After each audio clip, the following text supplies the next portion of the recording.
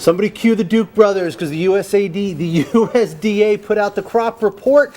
Here to tell us about it, Leslie Joseph. Places. I'm always going to make the oranges. It wasn't. I know. Well, they talked about oranges today. Yeah, there's orange juice. We can do oranges today. I'm sorry, Orange? cotton. I'm sorry. We are going to Also, focus on a little bit, cotton, yeah, right? Because on cotton, I oranges. think, was the And big story. We'll get to oranges. We'll get to that. Well, let's talk about cotton first. Cotton was the big story. Yeah, in the cotton crop was the report big story right? today. This is a very bearish report, but only on the surface. The USDA came out and said that ending stockpiles, which is the cotton that the world is left with at the end of the season in July, is going to be a record.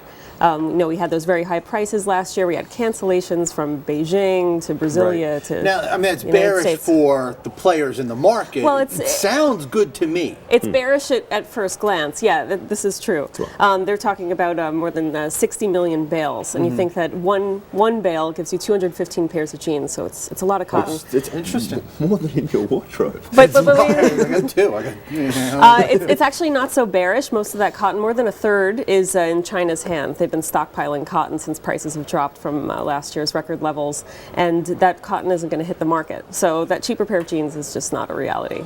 So even though you have these high stockpiles, which you would think would drive down the prices, which would make it easier for me to buy a pair of jeans, not going to happen because the Chinese are stockpiling. Yeah, there's that, and then Is there's sort some of uncertainty the about whether upshot of India, that. which is the second largest producer after China, is going to export. So they've been kind But of... China's a producer of textiles, of clothing, right? And so Yes. rather than a producer of cotton. I mean, what do they say? Wouldn't they They're prefer to actually actually? I know they do produce, yeah. but I mean, we think Right. on balance, wouldn't they prefer to have prices low rather than high? Well, they like to have them low. They could be looking ahead and, Right, and considering preparing themselves for the future, preparing them yeah. for the future. And after seeing $2 prices plus last year, they're preparing for that. And when prices dip below 90 cents, they just... It's all about China. And then, I mean, how much does that squeeze retailers too? Because retailers, I was in a store this weekend, everything was on sale. And I know it was Easter, but I mean, big sales. And it seems like the retailers are in perpetual sale mode, as much as JCPenney's trying to get, we were just talking about JCPenney, trying to get away from it. I mean, how much does this keep the squeeze on retailers in terms of pricing? They haven't gotten much of a break. Though it takes a really long time to work through those $2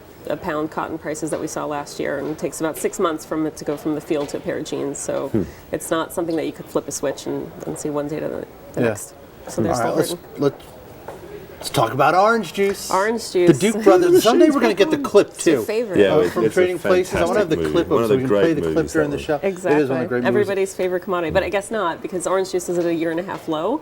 We have strong, this is after, remember, the fungicide issue that we don't have, so we don't have to deal with that anymore. But we have strong supplies and demand is falling. There's And a no lot of... freezing in Florida, No obviously. freezing, no this freezing in New York. We didn't even have that in January here, I don't think.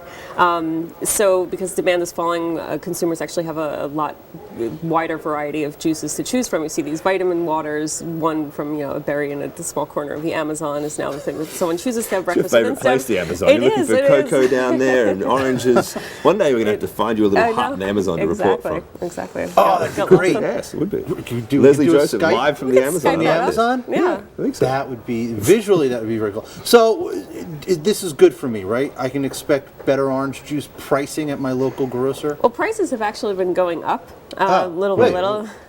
There were a Take few. your logic and turn it upside down. I know. There were a few freezes in the past Yeah. few winters, not this one. There was a small one this year, and actually the USDA cut its estimate for Florida production this year. But just working through those stockpiles, you have to remember that juice very often is frozen and stored for a while. It's not from the grove to your That you your can glass. also take from Trading Places was about frozen orange juice. I know, That's it what was, That's- yes. that's Right, what the crop market's report. about. All But right, yeah, we have to year and a leave it half there.